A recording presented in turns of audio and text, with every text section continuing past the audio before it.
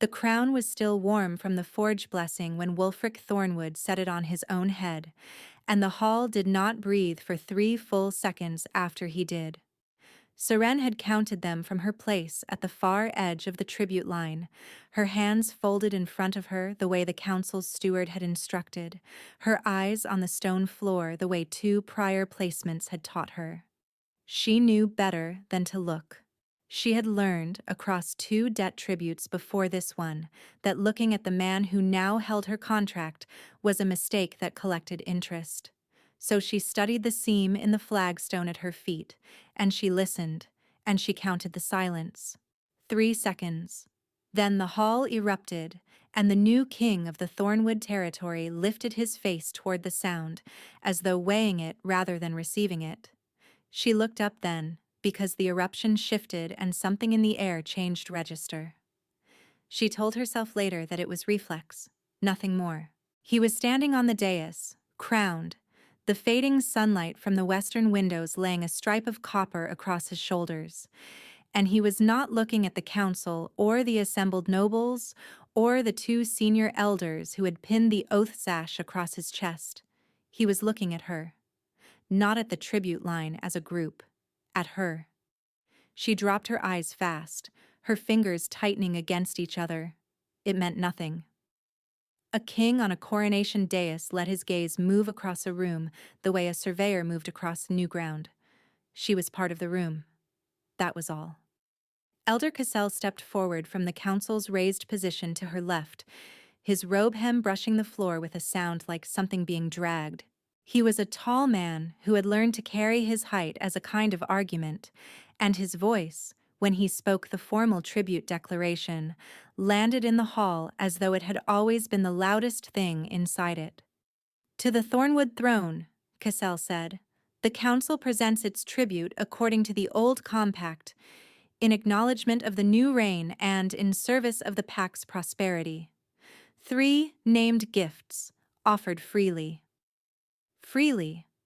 Seren had heard that word applied to herself twice before, and it had never improved with repetition. The 2 wolves beside her were named in sequence, received with nods, directed to the steward's register. Then Cassell reached her, and his voice took on a texture she recognized, the faint particular satisfaction of a man placing an item he would not miss on a table he controlled. "Seren of the Ashvale line," he said. "Archivist, debt tribute, 3rd presentation, offered freely to the service of the Thornwood court." 3rd presentation. He had not needed to specify the count. He had done it to let the hall hear it, to let the weight of it press down on her standing the way his robe pressed the floor. 3 tributes meant a name with no other options, no family contract, no pack willing to absorb the obligation.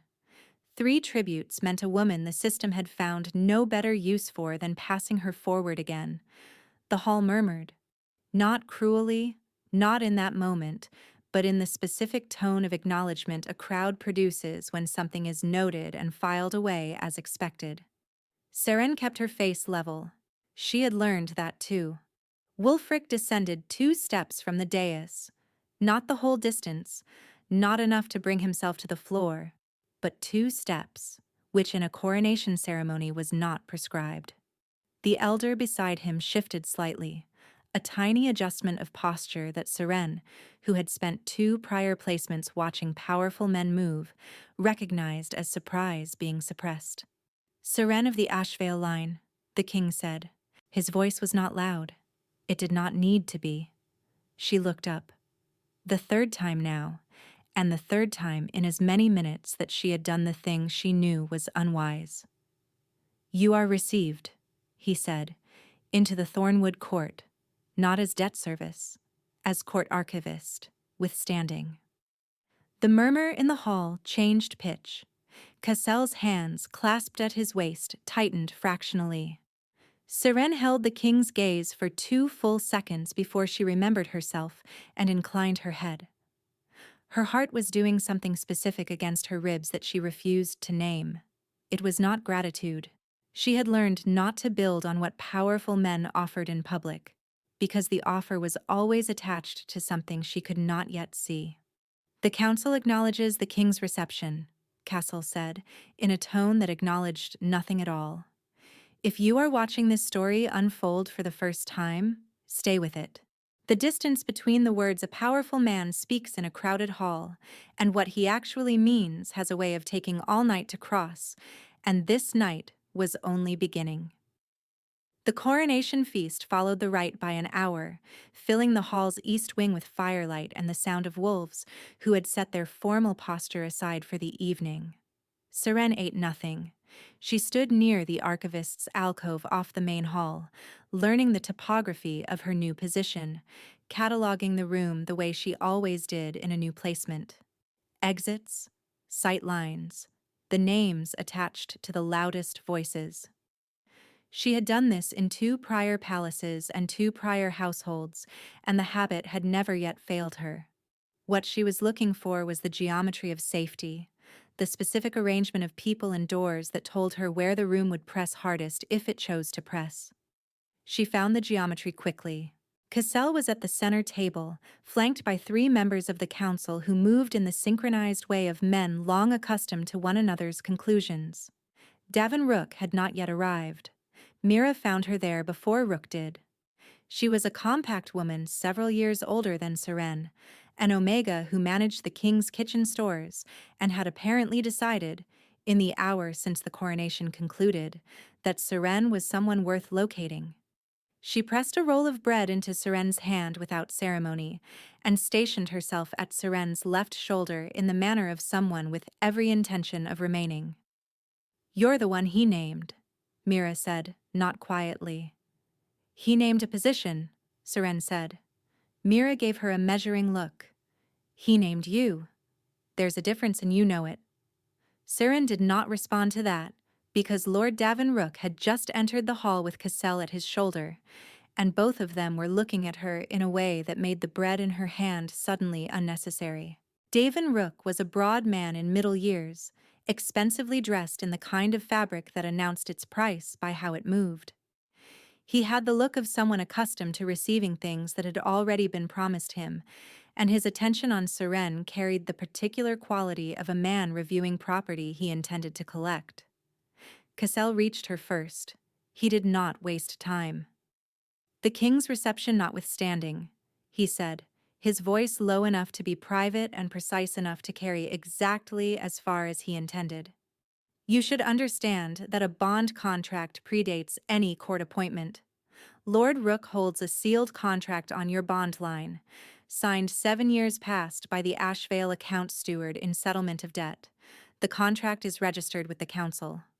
7 years. She had been 19 when that contract was signed, old enough that someone had thought to tell her it existed, young enough that no one had thought to ask her opinion of it.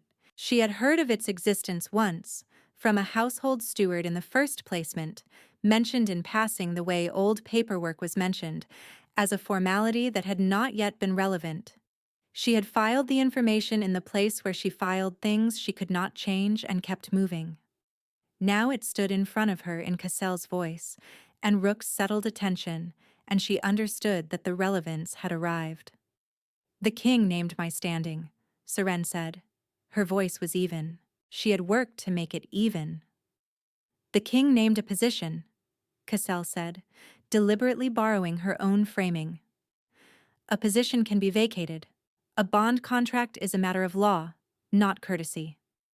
He paused, and in the pause she heard the particular sound of a door being closed from the outside. "Rest well, archivist. The records office is in the east corridor. You will find it adequately equipped." He moved away, Davin Rook following, and Seren watched them go and felt the hall's warmth press against her in a way that suddenly felt like a closing door rather than a fire. Mira's hand settled briefly on her arm. "He's watching," Mira murmured. Serene did not need to ask who she meant. She did not look. She had made that mistake enough times in one evening.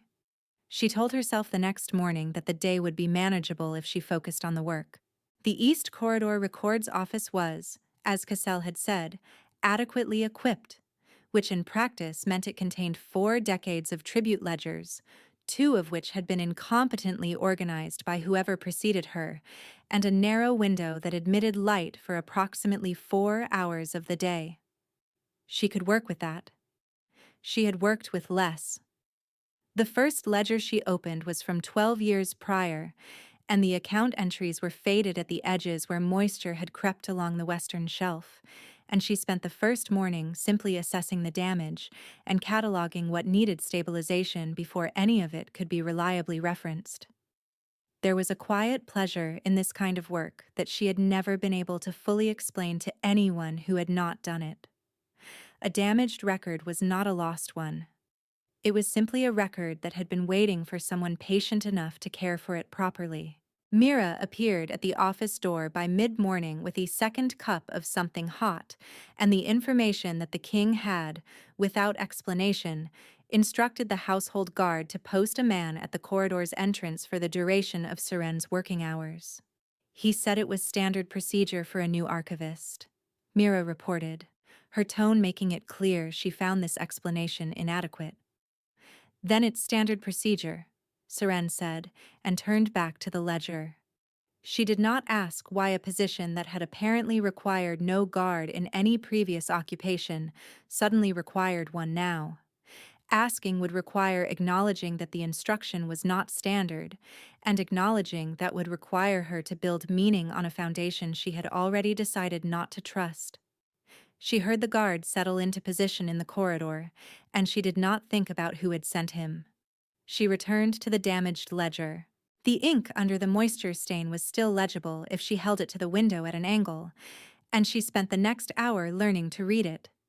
3 days in, she crossed paths with Wulfric in the eastern passage between the records wing and the council chamber. He was returning from something, his senior attendants 2 steps behind him, and she was carrying a rolled ledger under one arm and trying to remember which side of the passage protocol demanded she take. She stopped. He slowed. The attendants, to a man, kept their eyes elsewhere, and that specific studied inattention told her more about what his senior staff made of this corridor than anything else in the exchange. "The records office," he said. "Is it sufficient?" She had not expected him to ask. She had expected him to pass. "It will be sufficient once the water damage on the western shelf is addressed," she said. "The accounts from 12 years ago are deteriorating. If the court intends to reference the debt chain from that period, the records need to be stabilized." He considered this for a moment that was 1 second longer than administrative consideration required. "I will have it addressed."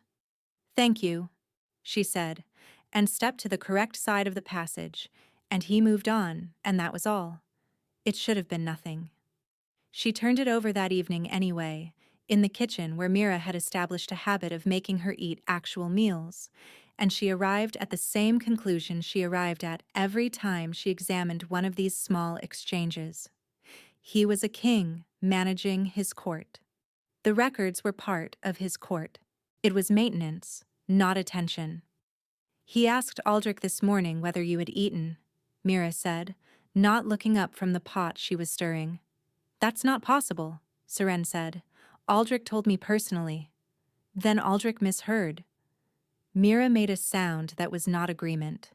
She stirred the pot twice more and said nothing else, which was its own kind of argument.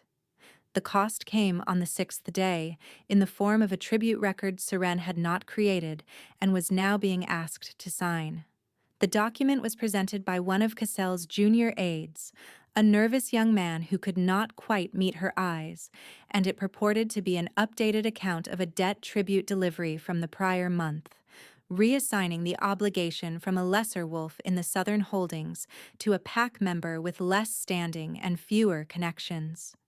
It was, in short, a falsification, the sort that would redirect a punishment from a man who could afford a counsel aid to one who could not afford anything at all. Seren had seen this type of amendment twice before in prior placements, each time dressed in different administrative language, each time asking the same basic thing: sign your name to something untrue and let the machinery run without friction.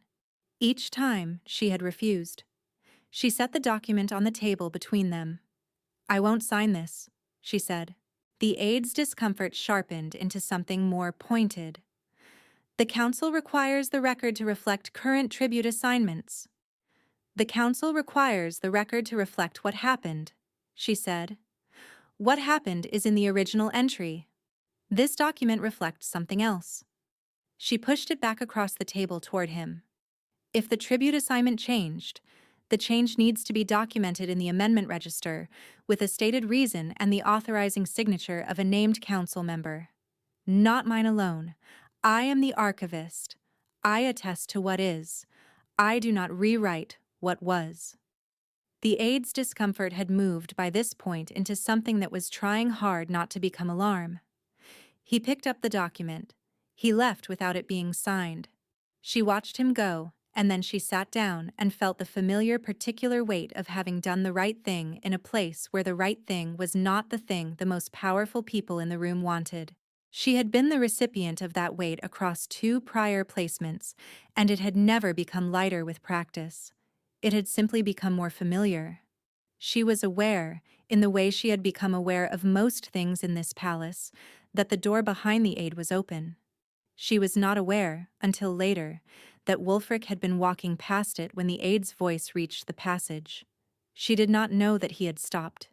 She did not know that he had stood there for the full duration of the exchange, and that by the time the aide left, he had already moved on.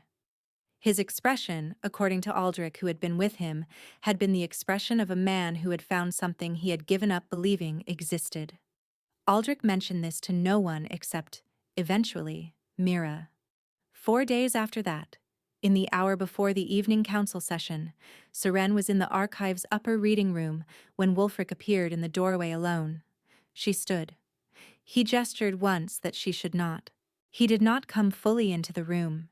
He remained at the threshold, and she had begun to notice that this was characteristic. He managed all distances deliberately, as though the space between himself and a room's contents was a decision he made consciously rather than a habit of passage. He stood there for a moment, and she had the impression of a man who had walked to this doorway several times in the preceding days, and turned back each time until tonight. "The archivist before you," he said, "served 14 years in that office and never refused a council request." She waited. "I am telling you," he said, with a very slight, very controlled pause, "because I want you to understand that I noticed." The sentence landed differently than she had expected. She had prepared herself for a reprimand dressed in reasonable language, and what she received instead was something she did not immediately have a frame for. He looked at her steadily, and she saw in his face the controlled distance he wore in every public room, but beneath it, visible for the length of a single breath, something else.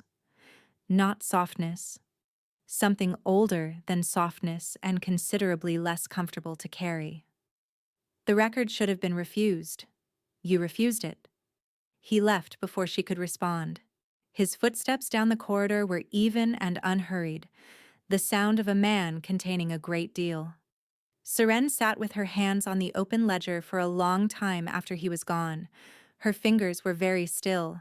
The candle beside her burned down a half-inch before she moved. He had come alone, to tell her that she had done right.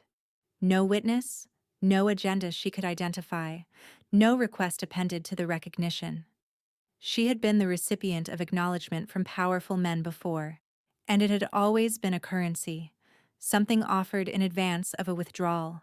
She had learned to read the gap between the compliment and the ask. She read the gap this time and found nothing in it, and that frightened her more than anything Cassel had said. She told Mira none of this. Mira would find a meaning in it that Seren was not prepared to hold. The council session 2 days later was the one where Cassel moved. The hall was full for it, the full council present, 12 senior wolves in formal seating, plus the 3 elders whose positions Cassel had spent 20 years filling with sympathetic appointments. Wulfric sat at the head of the chamber in the council chair, which was not the throne, but carried its own specific authority.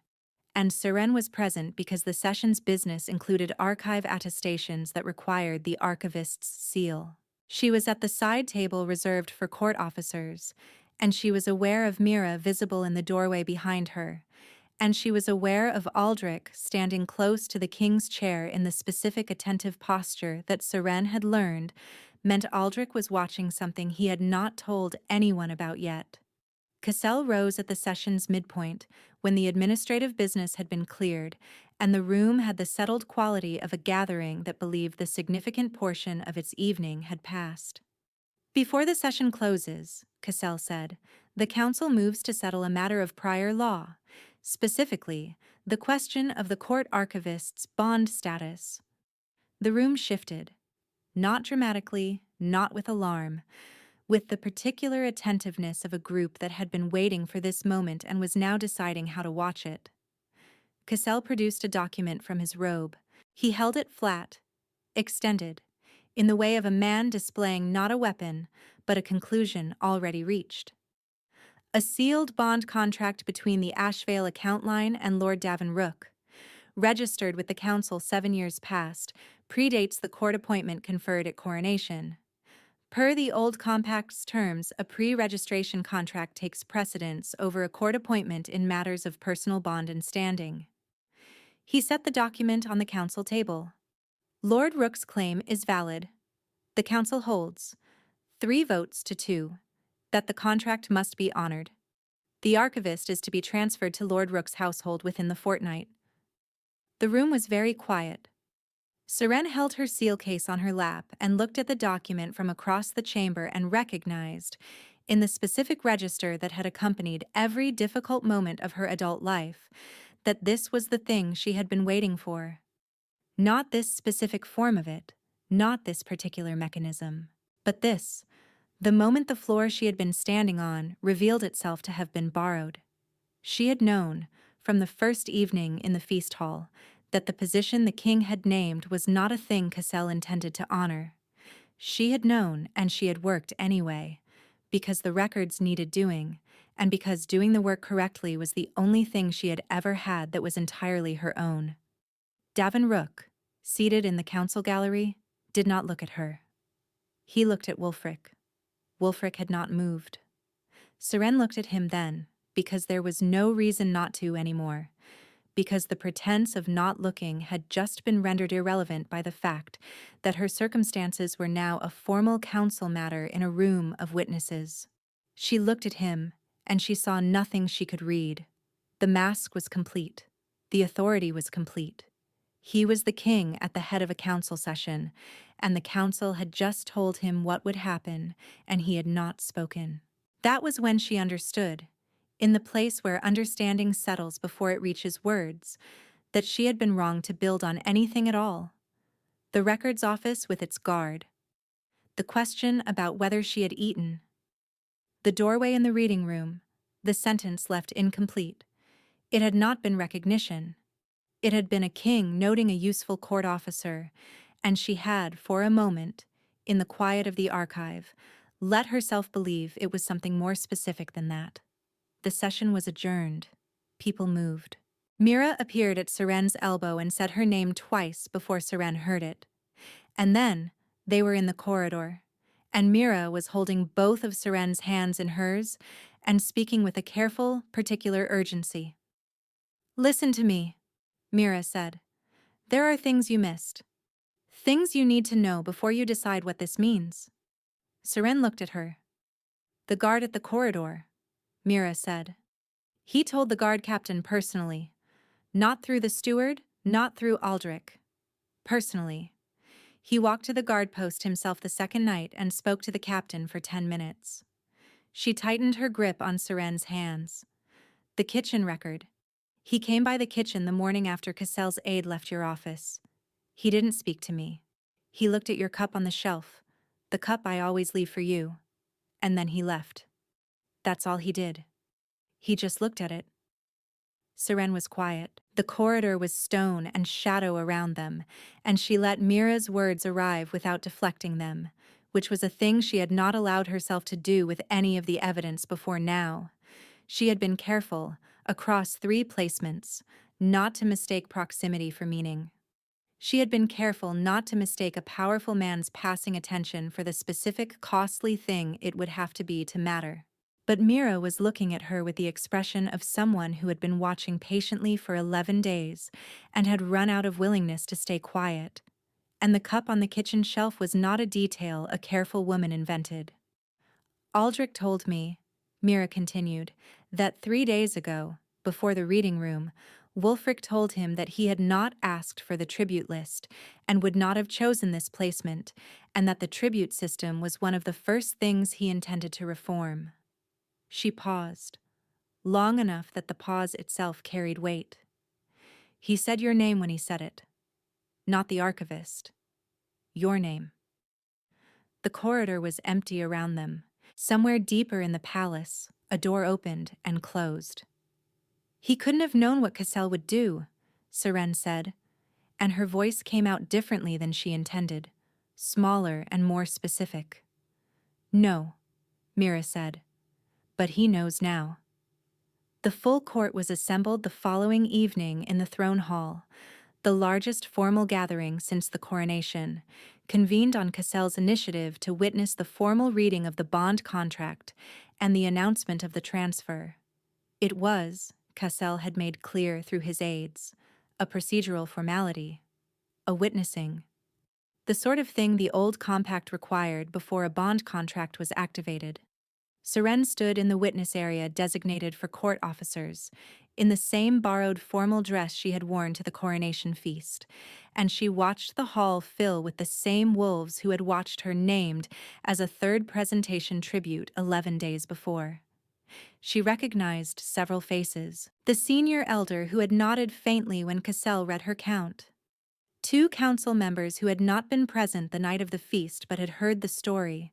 She was certain, in the way courts heard everything. The steward who had arranged the tribute line and positioned her at its far end. They were all here to witness the conclusion of what the coronation had begun, and the conclusion, as Cassel had arranged it, was orderly and brief, and required nothing from her except presence and the absence of resistance. Mira was behind her, to the left, close enough to touch if necessary. Aldrich was near the dais, his face arranged in something careful and still. He had been in that arrangement since morning, Mira had told her quietly, which meant he had known this evening was coming and had been carrying the knowledge across a long day. Wulfric entered last. He was in full formal dress, the crown worn, and he crossed the length of the hall in the particular silence that his presence produced wherever he went. A silence that was not absence of sound, but absence of any sound that did not already have his permission. He ascended the dais and stood rather than sitting, which was not the formal position for a witnessing ceremony, and which caused a small collective pause across the assembled court. Cassel did not react to the standing. He produced the document and began the formal reading, his voice carrying the particular satisfaction of a man executing a long-prepared plan with appropriate ceremony. By the registered bond contract, signed in the 7th year prior to the present reign, the Ashvale account line bond obligation passes to Lord Davin Rook of the Council Gallery, to be activated in the presence of witnesses. The Council certifies the document's validity. He set the document on the presentation table before the dais. He stepped back.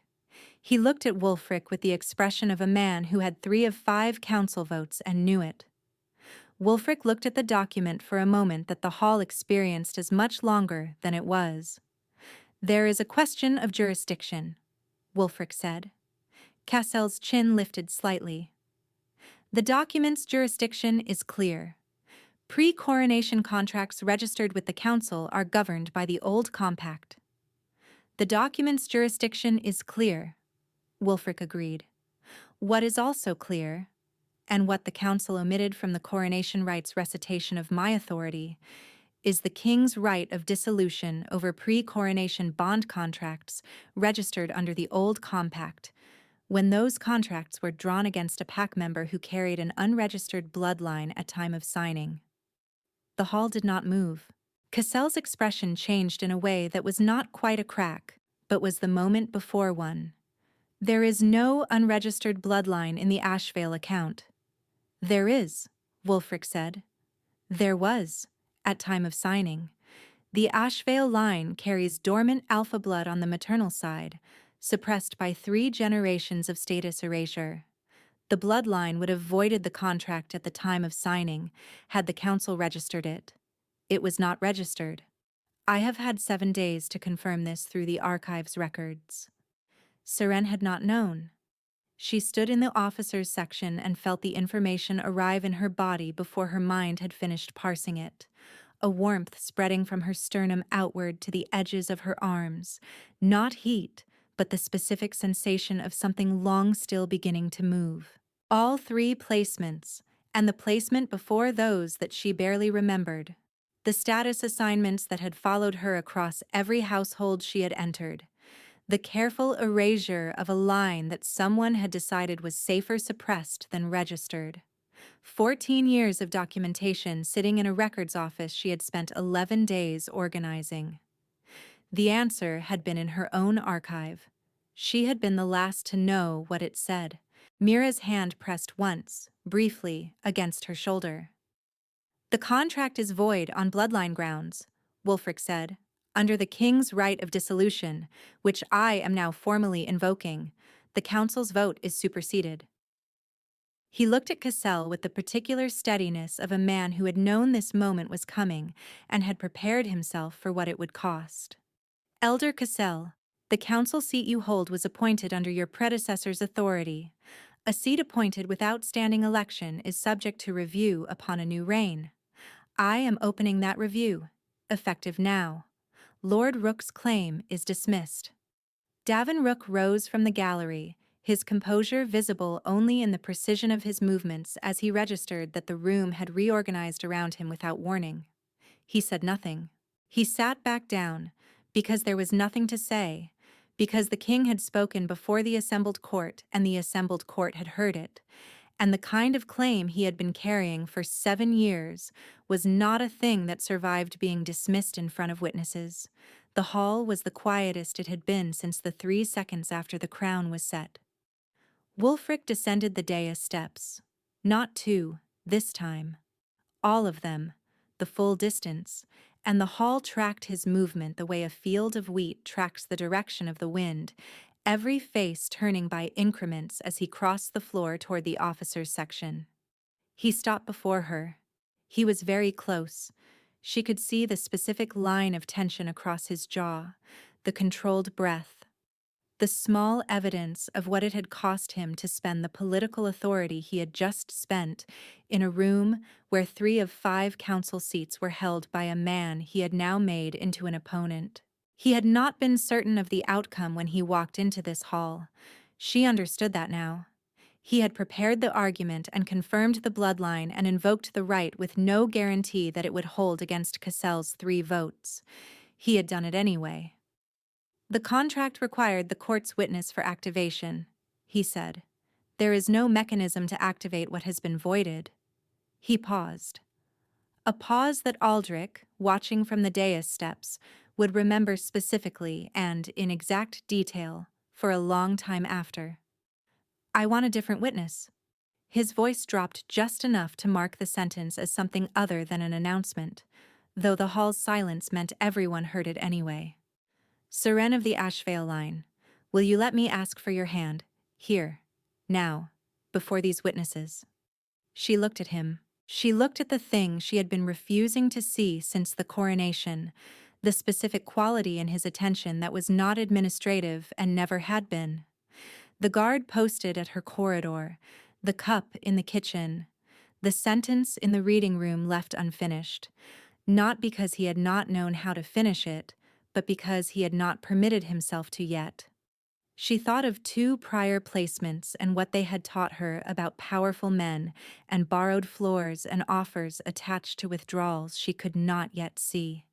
She looked at his hands, which were open at his sides, which was not the posture of a man collecting something he had already accounted for.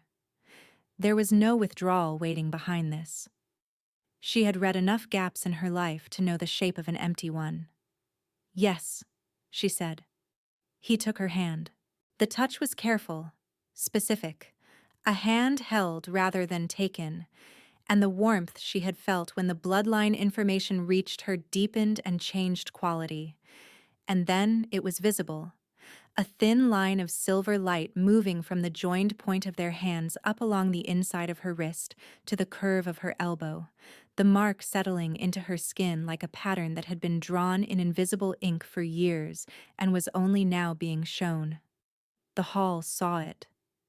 A sound moved through the assembled wolves that was not applause and not ceremony, but something older than either, the collective register of recognition, a thing long predicted arriving on time. Cassell saw it.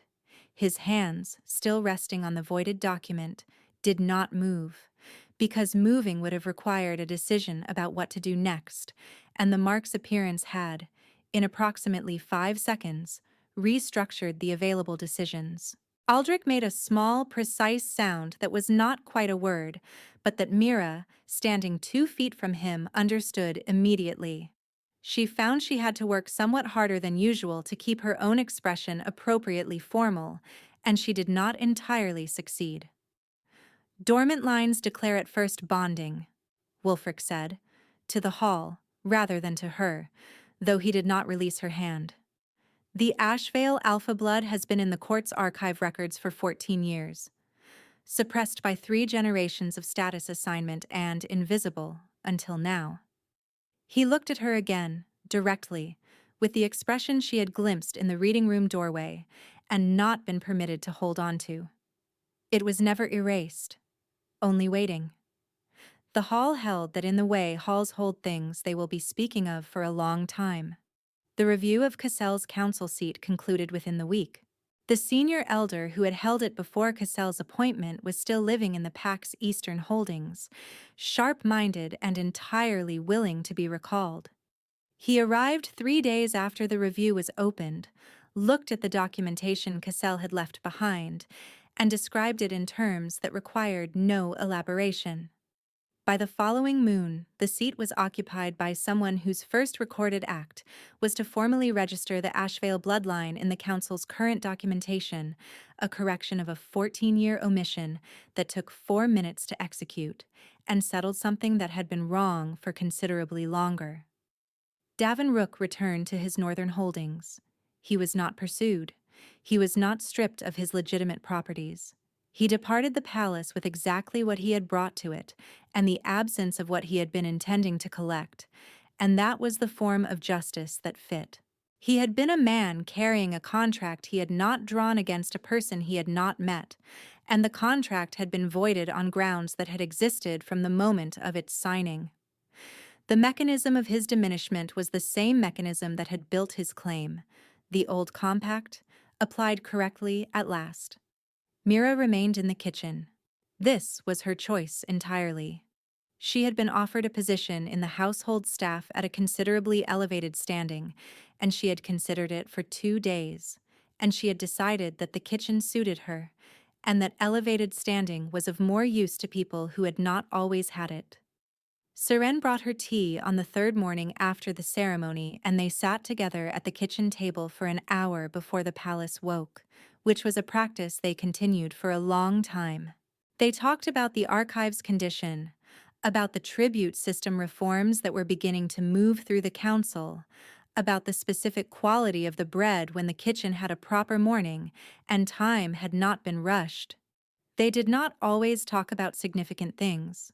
They had found that sitting in the same room was often sufficient. Aldrich said nothing in particular to Seren about any of it, which she understood was his way. He did, once, in passing in the eastern corridor, pause long enough to tell her that the king had slept better in the past 2 weeks than in the 7 months preceding them, and then he continued on his way without elaborating, because he considered the information sufficient. She thought about this for the rest of the afternoon, turning it over with the same attention she gave the damaged ledgers, looking for what it meant about the 7 months before. A king newly crowned in a court where the council held 3 of 5 seats, and the tribute system ran on falsified records, and the people he was supposed to trust had been building traps for a woman they had not yet needed to name. 7 months of that, alone, and she had arrived on the evening of the coronation as a third presentation tribute, and he had descended 2 steps from the dais before the rite was fully concluded. She had read it as risk. She understood now that it had been relief. The records office remained hers. She had not expected this, had expected the archivist appointment to be absorbed into the consort title and the office reassigned to someone who needed a position. Wulfric had told her, in the uncrowded language he used when they were not performing anything for anyone, that the records were better kept by someone who understood what falsification looked like from having been its target, and that he had no intention of reassigning a position that was being done correctly. The western shelf had been repaired. The water-damaged accounts from 12 years before were stabilized, rebound, and re-indexed. The debt chain they documented was accurate, and the wolves whose obligations were recorded in it were documented accurately, without reassignment, without the quiet shuffling of consequences from the connected to the unprotected. She kept the seal in the same case she had carried on the night of the council session. She had not replaced it with anything more formal, because the case was sufficient and had been with her across 3 placements, and she saw no reason to put down something that had survived everything it had been asked to carry. The case was scuffed at the corners, and the latch required a particular angle of pressure to open, and it fit exactly in her left hand in the way that objects fit when they have been handled enough. She had carried it into 3 households as a debt tribute, and she carried it now as court archivist. And the seal inside it was the same seal, and it meant something to her, that it was the same seal. On the morning of the first moon after the bonding ceremony, she crossed the threshold of the throne hall alone, before the court had assembled, the way she sometimes did when she needed to check the ceremonial record against the morning's formal agenda. The hall was empty, the torches not yet lit, the high windows letting in the gray before dawn that made everything in the room look like stone and patience. She walked to the center of the floor and stood where she had stood in the tribute line on the coronation evening, and she looked at the dais, and she looked at the 2 steps Wulfric had descended when he first named her standing, and she felt the hall around her as a different weight than it had been, not lighter, but held differently, by someone who knew where she was in it. His hand settled at the back of her shoulder, warm through the cloth, and she had not heard him come in because he had learned, somewhere between the coronation and now, that she needed a moment with certain rooms before he entered them. "The agenda has 14 items," she said. "I know," he said. "The 14th can wait." They stood there in the gray morning light, in the empty hall where she had once held very still and hoped not to be noticed, and the silence was nothing like the silence of the coronation's 3 held seconds. It was the other kind, the kind a person builds slowly, from a great number of small true things, until it becomes a place they can stand in without bracing. She had always been here. The world had simply needed to catch up.